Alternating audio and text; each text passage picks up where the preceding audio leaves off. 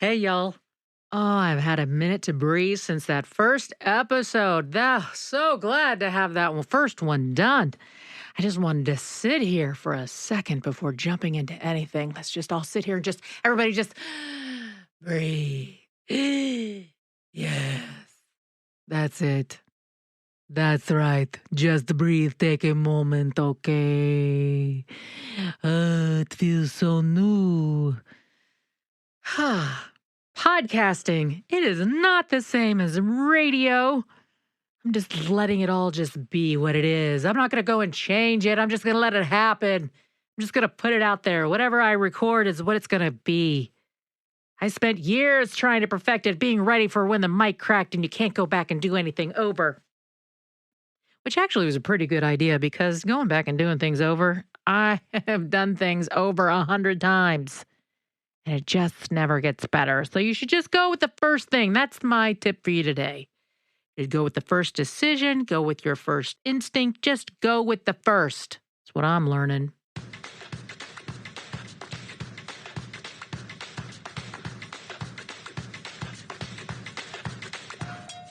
Hello! Welcome to Tater's Big Show Hangover. One more round. It's great to have you back. Pouring you another. Let's see what we got going on for episode number 2. Hey, big news, big news, big news. I have a quick thank you to a founding sponsor. You guys, you got me a sponsor. A quick thank you to Austin and Michelle at Outdoor Hands. Now, listeners from the radio days, you may remember Outdoor Hands. And if you're just learning about them now, let me tell you, Outdoor Hands is a hand cream. And their hand cream is for people who have dry, itchy, cracking skin on their hands or their elbows or their knees. I mean, you can use it anywhere. And you might have this dry, cracking skin from being outdoors, or maybe your hands are in water all day, or maybe just your day-to-day life. That's just the way that's just the way your skin is. Well, this hand cream you can use every day. And I just about do since I met them years ago on the John Boy and Billy Big Show. I'm proud to have them along from the ground floor. Thank you so much, Austin and Michelle. You can find them at outdoorhands.com. That's Outdoor Hands. Leave your cracks behind.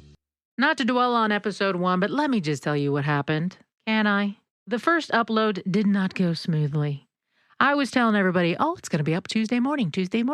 Check Tuesday morning. It'll be there when you wake up Tuesday morning. So Monday night, I decided to wait till the last minute. I know, procrastination never serves you well.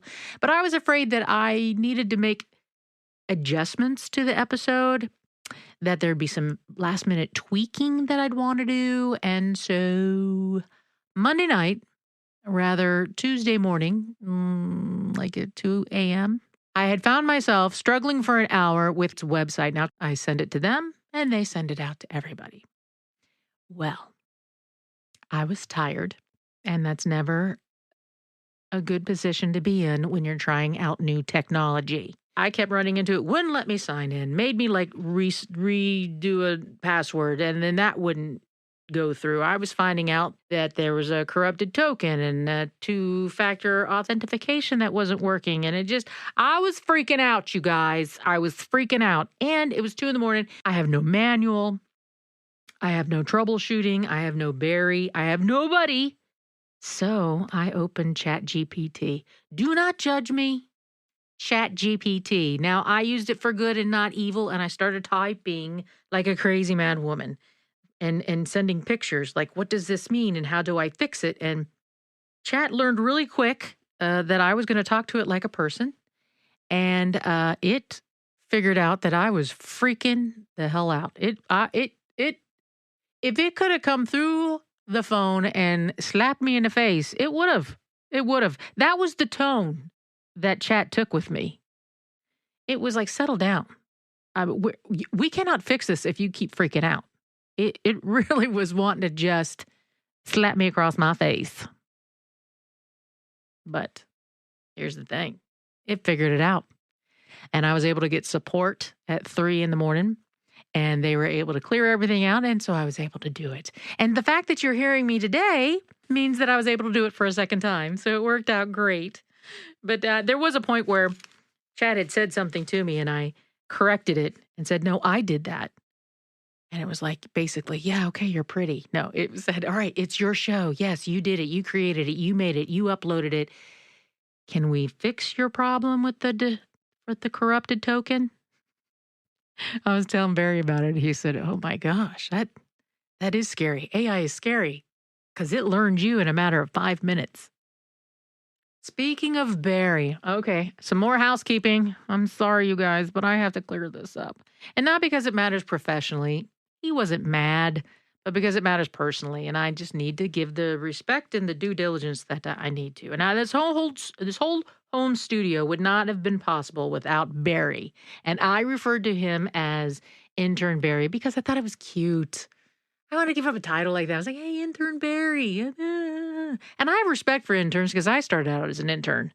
So it's not that intern is lowly. I just thought it'd be cute to say Intern Barry because John Boy called him. Well, I told him I wouldn't say that. Big Show listener Barry Hobson. But still, that was his mess up. My mess up was calling him an intern. So Barry is much more than that. He got me set up here. I never would have been able to do any of this. I mean, I know how to work it all, but I don't know how to hook it all up. So big thank you to Barry for that. His know-how has helped me out greatly. And yeah, Barry's my boyfriend.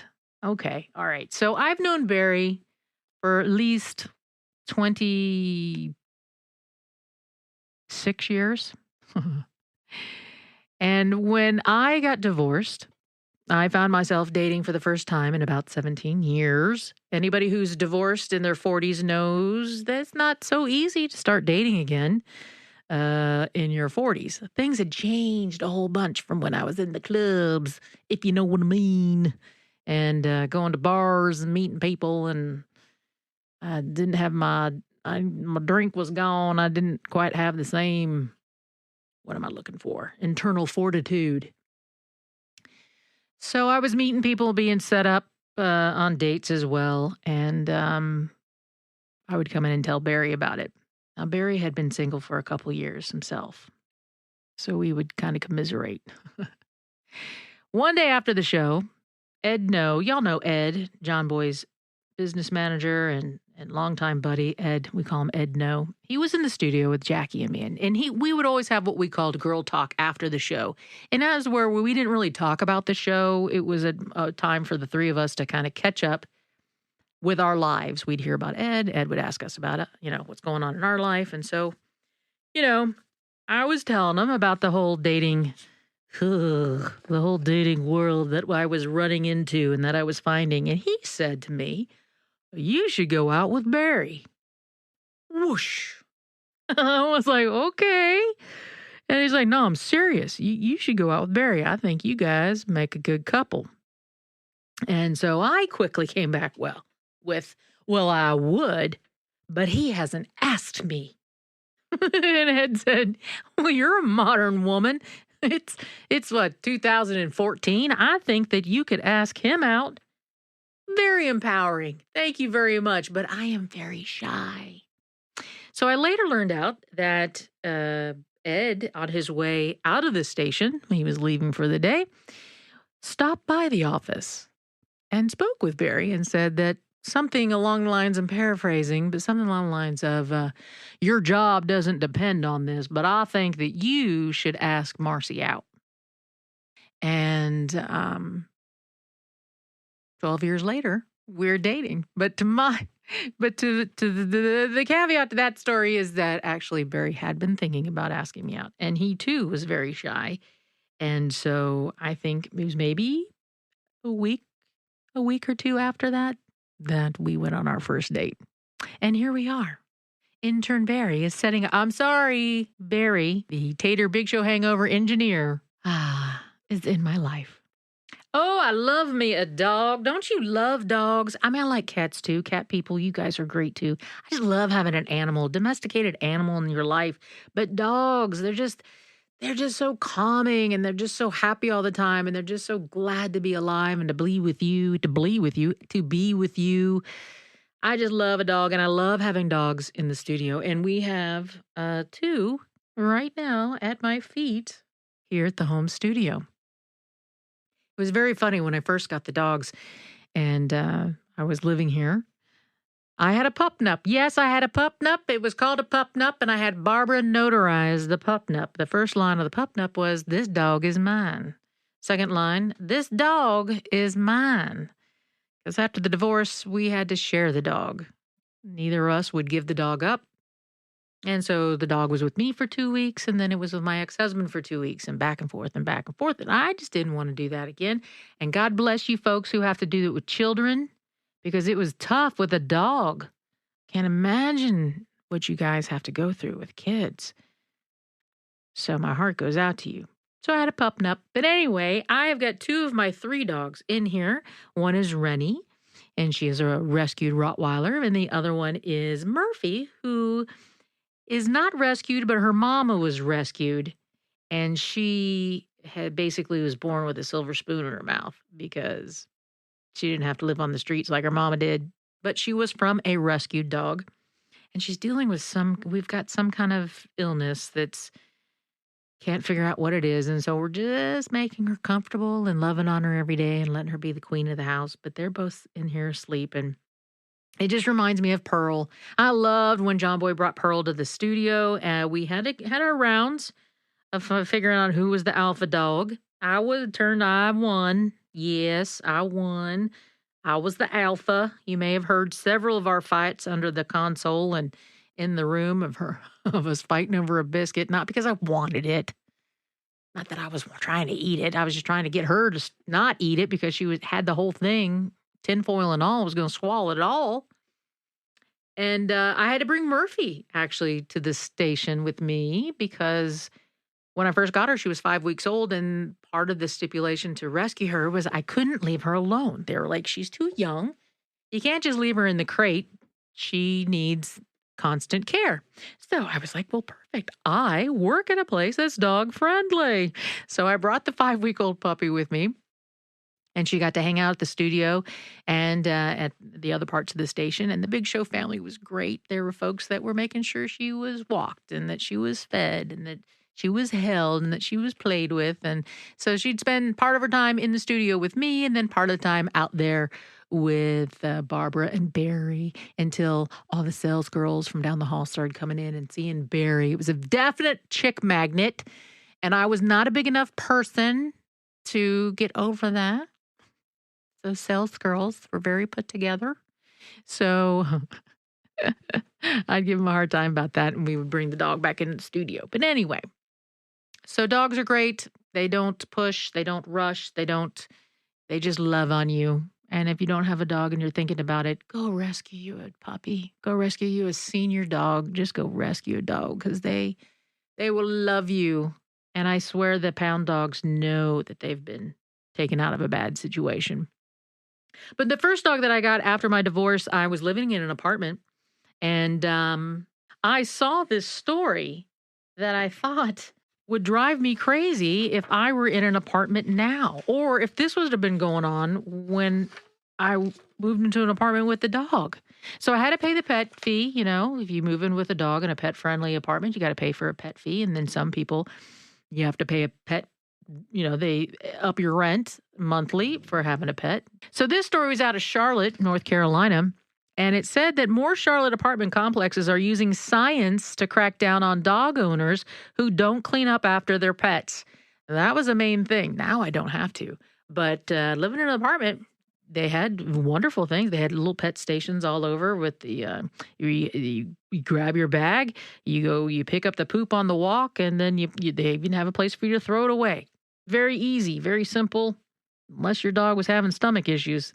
The apartment complexes are using DNA to match unscooped waste with the dog that left it, and then they find the owner. That's right. If they see a pile of poop that hasn't been picked up, they're going to go and send it off to a lab and then put it through their Like they're chronos, like they're going through their list of people of your dog's DNA. How are they going to get the DNA? Well, they sent renters a notice which said that they needed to stop by the office so that they can swab the dog's cheek to get the DNA. And like I said, if there's dog poop that hasn't been cleaned up, they're going to send that off to the lab. The lab's going to match it to the correct dog, and then the complex is going to bill the owner $250 fine.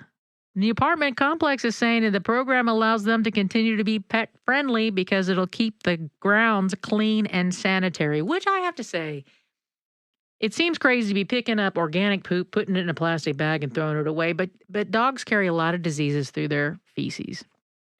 So it is to protect the other dogs. You want your dog protected. If it comes across some, you don't want to come across some poop and some parvo and any of that kind of stuff. Plus, you don't want the whole complex to start smelling like because the dog feces can smell really bad. Really bad. Picking it up, it smells really bad. Anyway, I thought that was an interesting story because now they're doing forensics on dog poop. Pick up your poop, people. Not the dog's fault. Before I jump back into the next story, I want to circle back to outdoor hands because this one actually fits my real life. I want to say from the very beginning, Outdoor Hands believed in this show. They supported the idea and they trusted me enough to jump in early. And y'all, that means more than they probably know. Outdoor Hands makes this incredible hand cream that is made for people who have dry, cracked, itchy skin. You can use it on your hands, on your elbows, on your knees. We've been using it since they debuted on The Big Show years ago. It's the only hand cream that Barry will use because it doesn't have a smell. It's not greasy. You know how like when you put some lotions on and then you're like, you can't touch anything? Like you can't, can't touch the steering wheel, your phone. It leaves, just kind of leaves that sludge. Not Outdoor Hands. It's perfect for people who are outside in the element all the time. If you're working in water, just your day-to-day life. If your skin is just prone to cracking and being really dry, this is a wonderful hand cream. And I'm so grateful for the support. And I'm proud to have Austin and Michelle as part of this from the ground floor. If you want to check them out, you can. Find them at outdoorhands.com. And I'm also going to put their link right there in the show notes so it's easy for you to find. As a kid, I guess I couldn't find my voice. I mimicked people. Animals, appliances. I absorbed everything and turned it into my own. And my mom would ask me when I'd come inside from playing, I guess I would talk to her or have phrases that I learned from whoever I was hanging out with. And she'd say, "Who have you been hanging out with?" I don't know if I'd come in and I'd talk baby talk like the girl down the street. I'd be like, "Can I have a piece? Can I have some candy, Mommy?" She hated that. Oh, she hated that. I never thought of it as a skill. I really didn't even know I was doing it, to be honest with you. I didn't even know just how my brain worked, and I had observed and absorbed for however many hours or for however many minutes, and then I could just turn around and be that person. And that carried over into radio, but it wasn't supposed to carry on to the radio. It's just whenever there was a break or after the show, I'd be hanging out with Pillars or during a break, chatting with Billy. And it'd be like, if we just had somebody on or a caller or a guest or we had watched a movie or a show and we're all talking about it, I would just do their voice. Sometimes they would laugh because it was spot on. Most times they laughed because I wasn't even close. So one morning I walk in and found out that I was the feature bit of the day. They said that for the 750 bit, we were doing a top 10 tater impressions. I was like, "Oh, I have 10? And they said, "You will at 750. Did I get to see the list? No. Did I have a script of what each impression was supposed to say? Like a catchphrase, or is there like a line you want me to read? No. No script. No, we're just on the spot. We're just going to put you on the spot.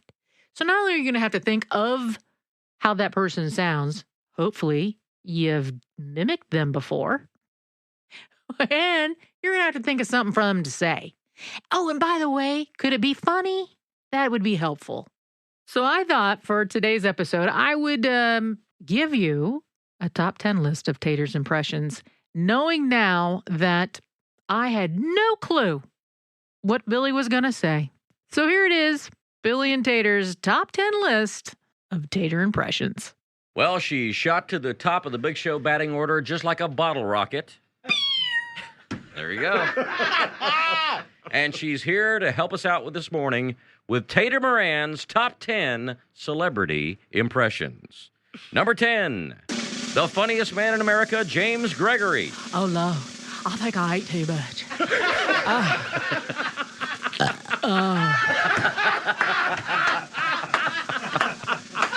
Number 9, comedian Phyllis Diller.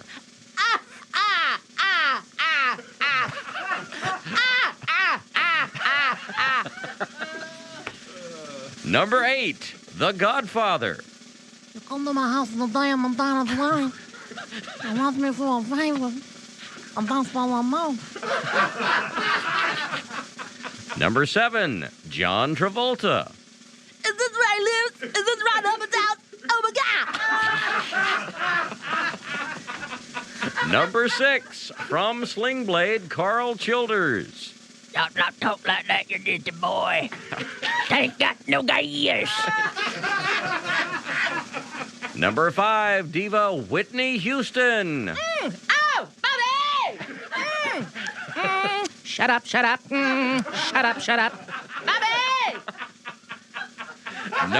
Number 4, Cartman from South Park. I don't care. I'm fat. I'm big bone. Get the big man pie. Number 3, actor Al Pacino. I don't care. I'm fat. I'm big bone. Some of these are more fully formed than others. Hoo-wah! Yeah. Number 2, Casey Kasem. And now a long-distance dedication. I'm not fat. I'm big butt. No, that's Al Pacino. Keep your feet on the ground and keep reaching for the star. Billy, don't try to start helping now. Oh, my God. Where were you at number 10? And Tater Moran's number 1 celebrity impression, John Madden. We got impressions over here, and then annoying noises, and over here, Brett Farm, and then out here, boom, superstar.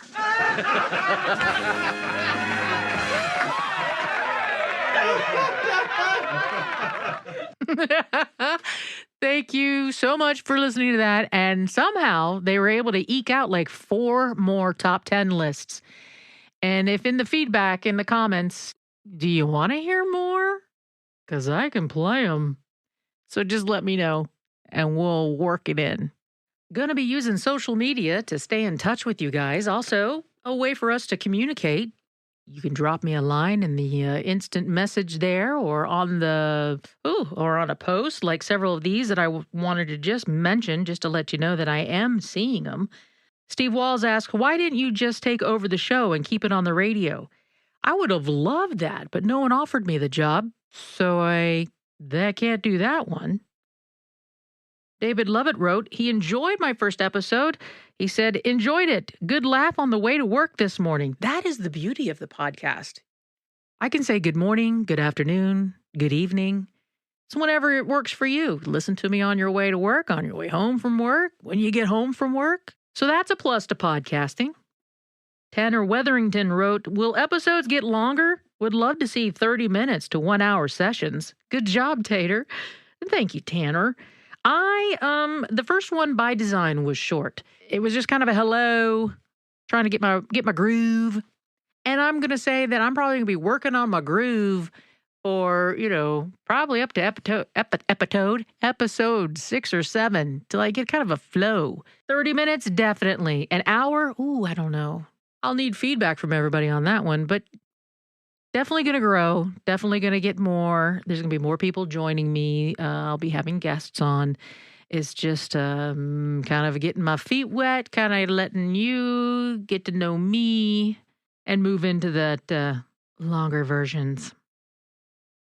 One of the main ones I've been getting is, are you going to put it on iHeartRadio? I put it on Captivate. Captivate pushes it out to all of the podcast platforms.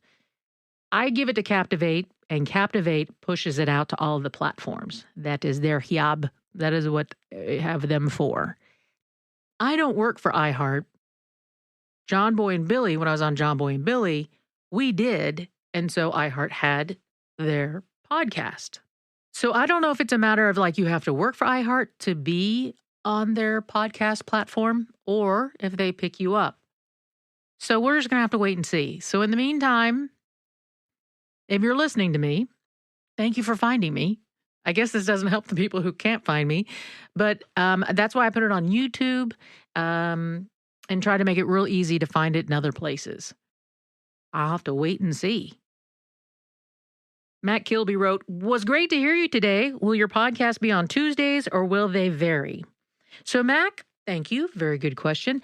I'm going to post new episodes every Tuesday. You can wait a couple weeks and binge. You can listen anytime, but the new ones will post on Tuesday. I guess the hip word is they'll drop on Tuesday. Kind of like how Netflix does with their series that come out once a week. You know, once they're there, you can listen whenever. If you're looking for the new ones, they don't drop until Tuesday. All right, you guys, thank you for those. And I will, again, try to do some of those every episode and get caught up and have us a little moment where we can just chit-chat and I can answer your questions. Oh, another story of mimicking. An innocent bystander. Most everybody was an innocent bystander. They did nothing to deserve this. But Cindy Balcom hosted Knee Deep in Bluegrass. She was in the office all the time getting her show together. And I paid attention particularly hard when Earl Scruggs was in the studio. And she was there on the air with John Boy and Billy interviewing him. And so for about 5-7 minutes, I was really paying attention. And then also hearing her in the office. You know, she'd be on the phone having conversations or talking with Jay in sales or with Randy. And I was just able to reference her. So then one afternoon, she was talking to me about my name, Tater. And she's very funny. And she said, so you, when you're in trouble, do they use your formal name, Potato? It was funny to me. And it's even funnier when you hear it in her voice. She's like, so when you're in trouble, do they come to you and say, come here, Potato? So Pillars got wind of this and started having me, we had done this with Rayford where we wanted him to read the lines of hip hop songs in his way, you know. And so Pillars had the idea that we would do something very similar with Cindy's voice. And it sounded something like this. She's the queen of bluegrass, the fairy godmother of the fiddle, the southern belle of the banjo. And a legend and an icon. Right, a legend and an icon. She's Cindy Balcom. I'm Cindy Balcom. And for 30 years, Cindy has dedicated her life to keeping bluegrass music in the country's mainstream, both with her nationally syndicated radio show, Knee Deep in Bluegrass, and on stage with her husband, Terry Balcom, who's also a legend and an icon. But there comes a time when a talent gets too big for just one genre of music. Well, that legendary iconic status is about to take yet another part of the music industry by storm. Ladies and gentlemen, Big Show Records is proud to introduce the new Cindy Balcom, and she's hip deep in hip hop. My milkshake brings all the boys to the yard, and they're like, it's better than yours. Damn right, it's better than yours. I could teach you, but I'd have to charge. The First Lady of Bluegrass is getting jiggy with it, and it's aight. When the pimp's in the crib, ma, drop it like it's hot. Drop it like it's hot. Drop it like it's hot. When the pigs try to get at you, park it like it's hot. Park it like it's hot. Park it like it's hot. She's breaking down the stupid fat rhymes and riding dirty like a stone-cold skeezer. Run, tell dat. Come on, let's talk about sex, baby. Let's talk about you and me.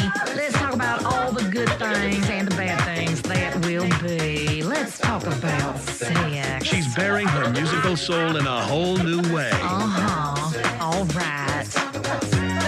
you'll find out things about Cindy Baucom that you never knew before. For example, I like big butts, and I cannot lie. You other brothers can't deny. When a girl walks in with an itty-bitty waist and a round thing in your face, you get sprung. the album is hot, but Cindy is cold as ice. If there's a problem, I'll solve it. Check out the hook while my DJ revolves it. Ice, baby. Vanilla ice, baby. Vanilla ice, baby. Vanilla ice.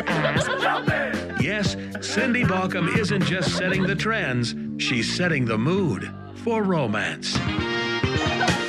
Oh, me so horny. Oh, me so horny. Oh, me so horny. Me love you long time. So horny. So horny. Oh, me so horny. Me love you long time. Yo, what up, my nizzles? This is Cindy B to the Alcom, getting up in your grill. It's time to get your freak on and start knocking boots to the fresh tracks I've laid down. Stop lamping and start amping, homie. Time to make some killer skrilla, you heard? And remember, can't touch this. You can't touch this. Can't touch this. No. Cindy Baucom is hip deep in hip hop. Can't touch it. Available now on Big Show Records. Oh, shizzle. I love talking like this. Word. That's great. Thank you so much. You are a legend and an icon. That is what she said to Earl Scruggs because he was a legend and an icon. I love you, Cindy. I do it out of love. That's going to do it for this installment of Tater's Big Show Hangover. New episodes are up every Tuesday, and I want to thank you guys for hanging with me all the way to the end.